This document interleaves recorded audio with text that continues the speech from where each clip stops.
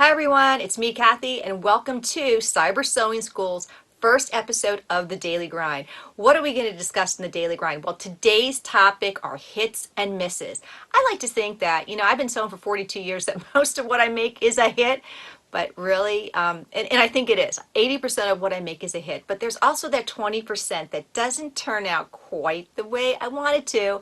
Now, I could take those 20%, wad them up into a ball, throw them into my water pile, and be done with it. But I don't sew to make waters. I sew to make hits. So those 20% that don't work, I do let them simmer on the side for a while. Sometimes it comes to me, I go to sleep and I wake up in the morning and I know how I want to take this miss and turn it right back into a hit. So that's what I'm going to do today. Analyze one of my most recent projects that I'm going to bring you in on my thought process here. So hopefully with a little motivation, you can learn from some of the things I do and turn some of your misses back into hits. So that water pile that's sitting in your sewing room, take some of those out and let's think about reworking them. All right, join me at my cutting table. All right, everyone, so here is my miss. This was a project I worked on about 2 days ago. I had it all finished. This is just a simple A-line skirt. I've used this pattern before. I made this skirt last week as well, and I made it out of a very stretchy fabric and it fit me perfectly, didn't have to make any alterations. This fabric, however, I'm going to guess, I haven't actually done the measurement, it has about 15% stretch, which truly is not enough for this skirt. All right, so where is the stretch? The stretch on this fabric, and by the way, this fabric is a color changing fabric. It's green and it's purple, and I just thought it was outstanding. So I wanted kind of like a swishy skirt to emphasize the color changes when I moved. But this fabric also has ribs in it. And the problem with the ribs is that the stretch is running this way and not this way. And that's really a no-no for this skirt. I thought I could get away with it. No, I can't. Now, the waistband right here, this is cut with the ribs going this way. So yes, there is some good stretch that way. Again, not as much as what I'm supposed to have for this particular pattern. All right, so I had this all finished. I had this serged up.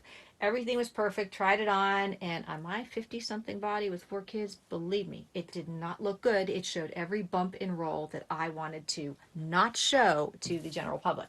So I was like, okay, this is going to be a miss. I'm never going to want to wear it unless I wear a long shirt over it. And I'm like, that's not what I want because it's not going to show off the beauty of the fabric. So I seam ripped everything, took it all apart.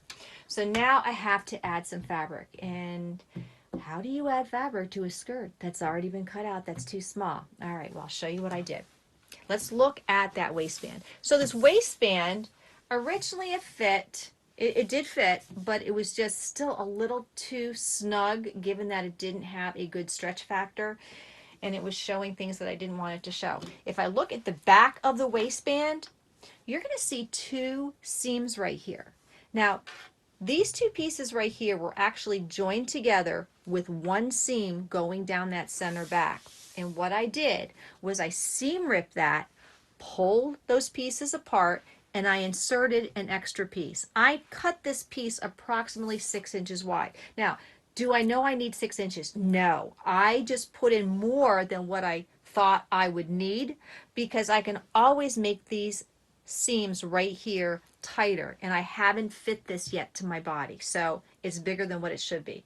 But let's say hypothetically that I added that this piece right here was 3 inches and it worked. So let's just pretend that I alter that down to 3 inches.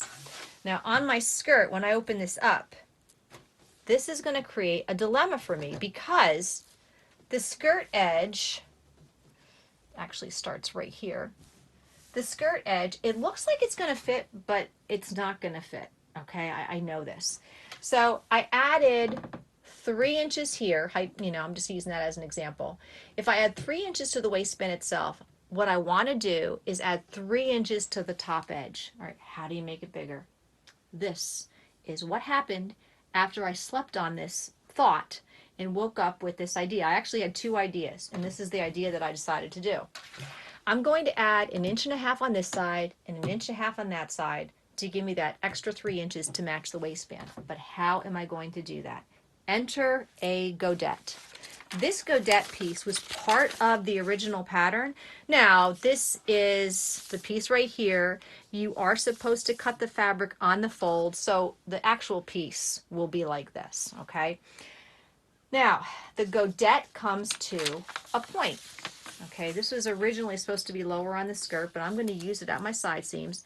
If I try to take this point and match it up here, I'm not going to get 1.5 inches extra at that side seam. It's not going to work like that. So what I'm going to do is take this pattern piece and I'm going to fold the top, and then let's say this measures 3/4 of an inch, so that when I open it up,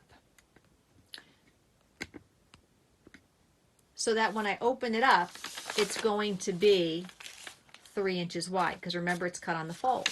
So let's say I have my fabric cut out and it's going to be placed in here. And the fabric that I picked to use for a godette is this beautiful purple fabric that I feel really complements the purple in this color changing fabric. All right, so I'm going to use this fabric to do it. And it's a very lightweight fabric and it is pretty stretchy. All right, so I'm going to have a purple godette on this side right here. Now I realize that the godette does not come down to the hem, so I will make this godette longer. I'll probably cut it here, split it, and add some paper in between so that my godette will come down to the bottom. What I'm also going to do is when I cut this godette, I'm going to angle the bottom hem into a point so that I create a unique design detail, so that the godette comes down on the side and then it comes down to a point right here, almost like a handkerchief hem at the sides. Now, I don't know if this is going to look good once I do it. So if I don't like that point, I can always cut it straight across and just have a regular straight hem. But it's something that I thought about that I'm going to try because I thought it would be unique. All right, so these are my plans, and hopefully I can report back to you in a couple days in my next daily grind to show you how I turned a miss into a hit that I love and that I am going to be wearing all the time this spring and summer. All right, you guys, happy sewing, and I'll see you in next daily grind.